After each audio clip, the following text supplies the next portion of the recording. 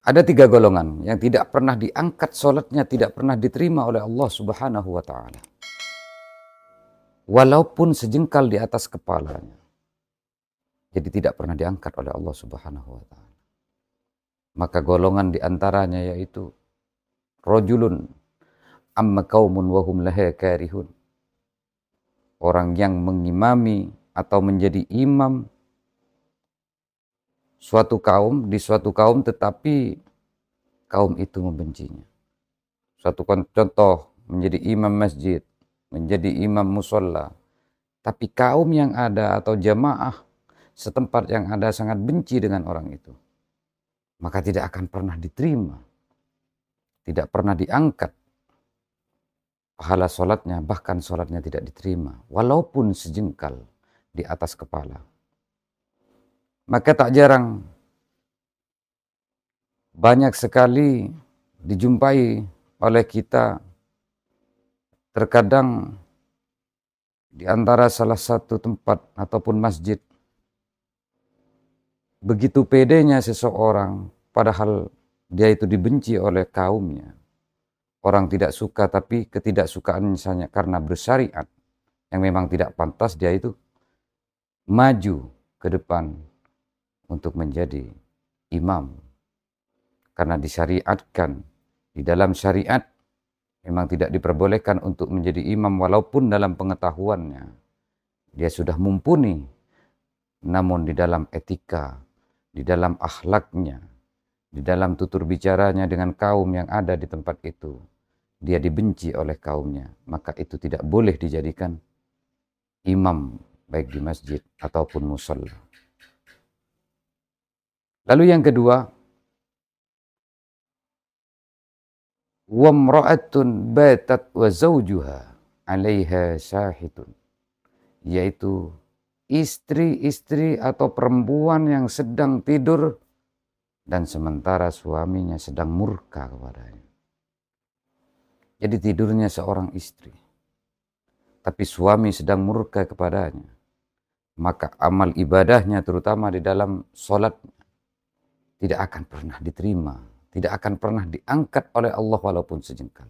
Kecuali seorang istri itu memohon maaf kepada suaminya atas apa yang telah lalai dilakukan olehnya. Terutama yang bersifat syar'i, seperti bagaimana seorang istri, tugas-tugas istri terhadap suami. Bagaimana melayani seorang suami dengan baik. Jadi ketika pelayanan seorang istri terhadap suaminya sudah lalai dan bikin murka seorang suami, maka Allah akan murka. Walaupun dia bersolat sehari semalam, 2 hari 2 malam, apalagi dia sampai meninggal membawa murka seorang suami, maka seluruh solatnya tidak akan diterima oleh Allah Subhanahu wa Ta'ala. Maka ingat saudara-saudariku sekalian yang dirahmati oleh Allah, ini sering terjadi. Hal-hal yang 3 golongan ini sering terjadi. Maka jauhi hal-hal semacam ini agar sholat kita itu diterima oleh Allah Subhanahu wa Ta'ala. Maka ada juga salah satu ulama mengatakan begitu juga sebaliknya seorang suami yang lalai dengan tanggung jawabnya sebagai suami terhadap istrinya, maka itu juga tidak akan diterima walaupun sejengkal ibadah sholatnya oleh Allah Subhanahu wa Ta'ala. Adapun yang ketiga, wa akhwanun mutasariman, yaitu 2 bersaudara, wa akhwani mutasarimani, 2 bersaudara yang memutus hubungan. Ada 2 bersaudara, ada 3 bersaudara, 4 bersaudara. Di antara saudara itu ada yang memutuskan tadi silaturahim, memutuskan hubungan, maka tidak diterima walaupun menangis pun sekali dalam sholatnya, maka tidak pernah diangkat ke hadapan Allah oleh malaikat walaupun sejengkal di atas kepala. Maka dikatakan di dalam sebuah riwayat, la yadkhulul jannah qati'un, orang tidak akan pernah masuk surga orang yang memutus hubungan silaturahim. Atau la yahillu li muslimin ayyajhura akhahu fawqa salasa layalin. Jadi tidak dihalalkan bagi orang-orang muslim, yaitu ketika memutus hubungan, ketika tidak menegur, terhadap sesama muslim, bahkan dengan saudaranya, bahkan antara suami dengan istrinya, tidak menegur, bahkan sampai salayal 3 malam, maka Allah murka kepada orang-orang seperti itu. Ikhwanal muslimin rahimani wa rahimakumullah. Jadi kesimpulannya, mudah-mudahan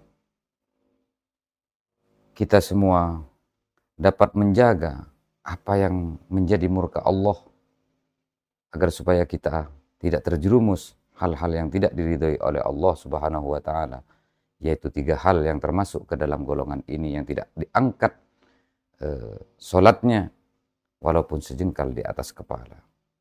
Karena kita kadang tidak sadar apa yang dilakukan kita akan menjadi penyebab tidak masuknya kita ke dalam suatu kebaikan yang menurut Allah Subhanahu wa taala.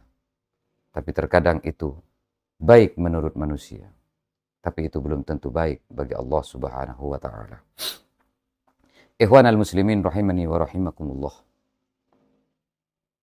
Mudah-mudahan apa yang telah kita lakukan menurut Allah baik, dan mudah-mudahan amal ibadah kita oleh Allah akan diterima, baik sholat, baik zakat, puasa, dan lain sebagainya. Mudah-mudahan Allah menerima amal ibadah kita.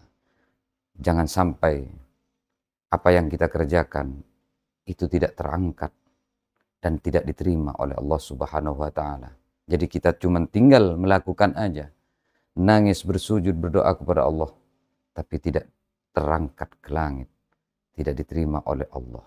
Mudah-mudahan kita bisa menjaga dan menjauhi hal yang seperti itu, yang benar-benar dilarang oleh Allah Subhanahu wa taala, agar supaya amal ibadah kita, walaupun amal ibadah kita cuman bisa melakukan sholat yang 5 waktu, itu sudah lebih baik daripada begitu banyak amal yang dilakukan, tapi termasuk ketiga golongan yang telah disebutkan oleh baginda Nabi Muhammad sallallahu alaihi wasallam.